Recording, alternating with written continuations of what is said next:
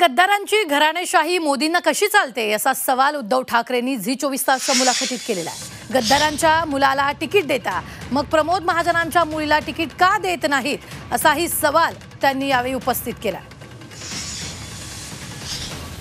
काल मी कल्याणला गेलो होतो। माझी शिवसेनेची एक साधी कार्यकर्ती महिला मध्यमवर्गीय वैशाली दरेकर राणे त्यांचा पराभव करण्यासाठी मोदी गद्दाराच्या मुलाला निवडून द्या सांगायला आले होते। म्हणजे हे कहर झाला। म्हणजे तुम्हाला घराणेशाही ही शिवसेना प्रमुखांची नाही चालत, गद्दारांची चालते। आणि एका साध्या महिलेच्या पराभवासाठी मोदी आला, पंतप्रधान देशाचा साध्या महिलेच्या पराभव करा म्हणून सांगायला आला। ही कसली ताकद। आणि गद्दारांची घराणेशाही तुम्हाला चालते तर माझी तर सोडून द्या, प्रमोद महाजनांच्या मुलीला तिकीट का नाही दिलं, गद्दारांच्या मुलाला तुम्ही दिलं। आज मुंबईमध्ये 6 जागांपैकी त्यांचे जे उमेदवार आहेत, 2 मला वाटतं किती त्यांचे भाजपचे आहेत,